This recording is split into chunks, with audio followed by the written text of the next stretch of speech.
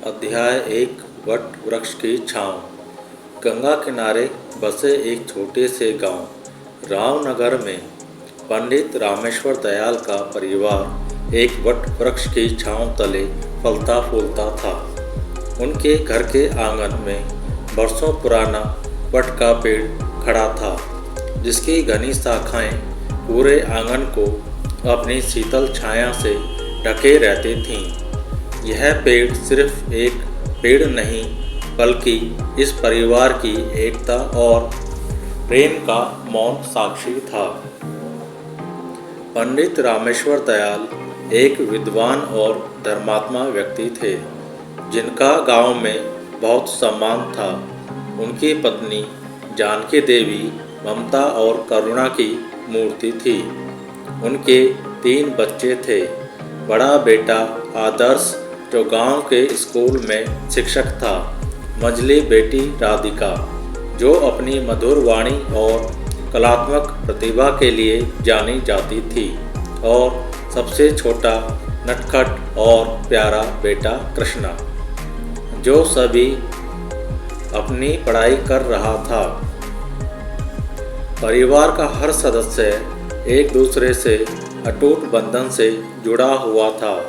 सुबह की शुरुआत घर के मंदिर में सामूहिक प्रार्थना से होती थी, जहां रामेश्वर दयाल अपनी मधुर आवाज में भजन गाते थे और पूरा परिवार भक्ति भाव से उसमें शामिल होता था। जानकी देवी सबके लिए प्रेम से नाश्ता बनाती थीं और भोजन के समय पूरा परिवार एक साथ बैठकर दिन भर की बातें साझा करता था। आदर्श अपने पिता के आदर्शों पर चलने वाला एक जिम्मेदार बेटा था। वह न केवल अपने छात्रों को ज्ञान देता था, बल्कि उन्हें जीवन के मूल्यों और संस्कारों की भी शिक्षा देता था।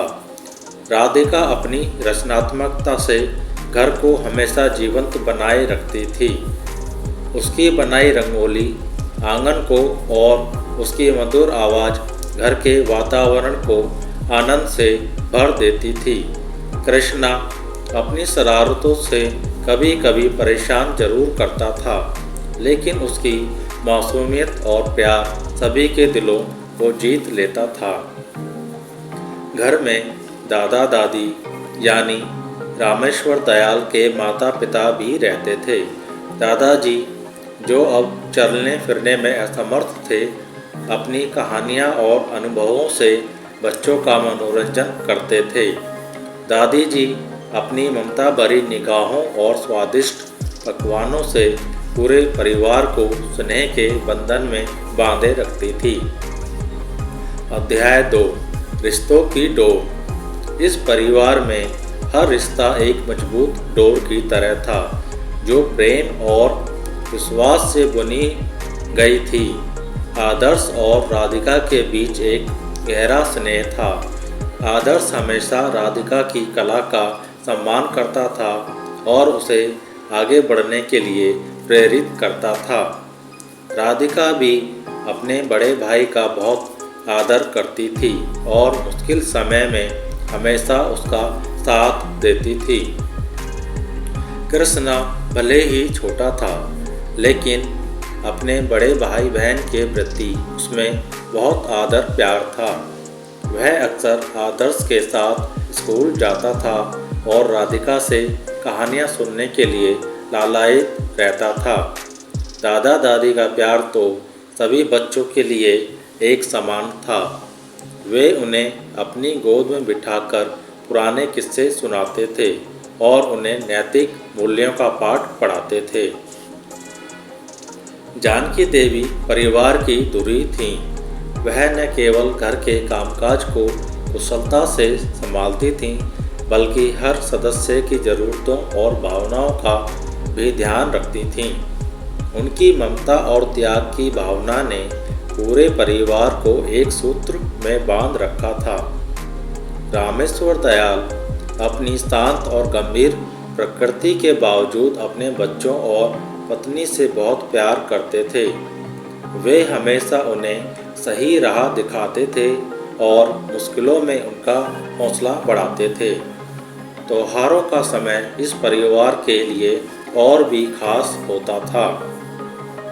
पूरा घर मिलकर पूजा अर्चना करता था, तरह तरह के पकवान बनते थे और सभी एक दूसरे को शुभकामनाएं देते थे। होली के रंगों में सब मिलकर खेलते थे। दिवाली की रोशनी से घर जगमगा उठता था और रक्षाबंधन पर भाई बहन का अटूट प्रेम और भी गहरा हो जाता था। अध्याय 3 परीक्षा की घड़ी। एक दिन इस खुशहाल परिवार पर एक काली छाया मंडराने लगी। रामेश्वर दयाल की तबीयत अचानक खराब हो गई। उन्हें तेज बुखार और कमजोरी महसूस होने लगी। गांव के वैद्य ने उन्हें देखा और कुछ दवाइयां दी, लेकिन उनकी सेहत में कोई सुधार नहीं हुआ। पूरा परिवार चिंतित हो गया। जानकी देवी दिन रात उनकी सेवा में लगी रहीं। आदर्श और राधिका ने मिलकर घर के सारे काम संभाले ताकि माँ को आराम मिल सके।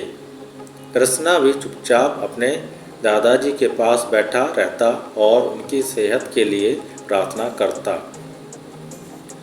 जब वैद्य ने शहर के बड़े अस्पताल में दिखाने की सलाह दी तो परिवार के सामने आर्थिक संकट आ गया। आदर्श की मामूली तनख्वाह से इतने बड़े खर्च को उठाना मुश्किल था। राधिका ने अपनी कुछ जमा पूंजी दी, लेकिन वह भी पर्याप्त नहीं थी।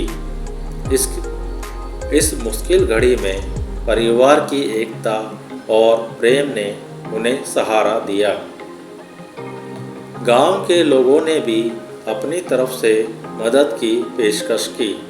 आदर्श ने अपनी कुछ जमीन गिरवी रखने का फैसला किया ताकि पिता का इलाज हो सके।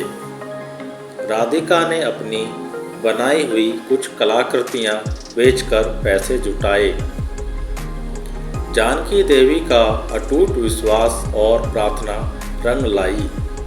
शहर के अस्पताल में रामेश्वर दयाल का सही इलाज हुआ और धीरे धीरे उनकी सेहत में सुधार आने लगा। पूरा परिवार खुशी से झूम उठा। यह मुश्किल समय उनके लिए एक परीक्षा की तरह था, जिसने उनके आपसी प्रेम और विश्वास को और भी मजबूत कर दिया था। अध्याय 4 प्रेम की अमर बेल। रामेश्वर दयाल के स्वस्थ होकर घर लौटने के बाद परिवार में फिर से खुशियाँ लौट आईं। इस घटना ने सभी को यह सिखा दिया था कि जीवन में सुख दुख आते जाते रहते हैं, लेकिन परिवार का साथ और प्रेम हर मुश्किल को आसान बना देता है। समय बीतता गया। आदर्श की शादी हुई और घर में एक नई सदस्य प्रेरणा आई।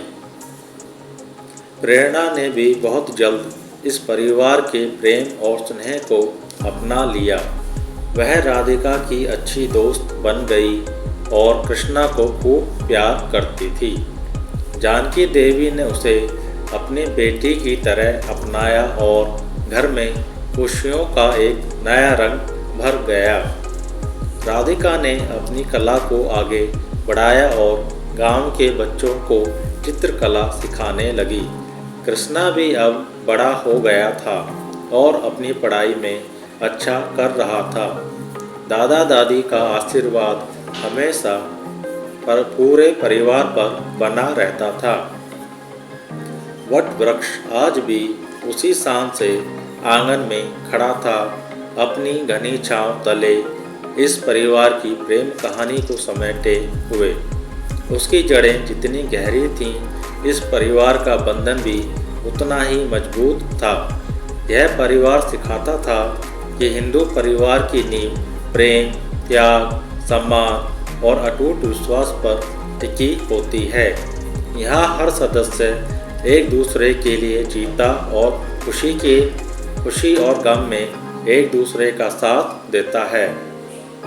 यह कहानी किसी एक परिवार की नहीं बल्कि हर उस हिंदू परिवार की है जहाँ प्रेम की धारा पीढ़ी दर पीढ़ी बहती रहती है, जहाँ रिश्ते खून से नहीं बल्कि दिल से जुड़े होते हैं और जहाँ परिवार ही सबसे बड़ी दौलत होती है।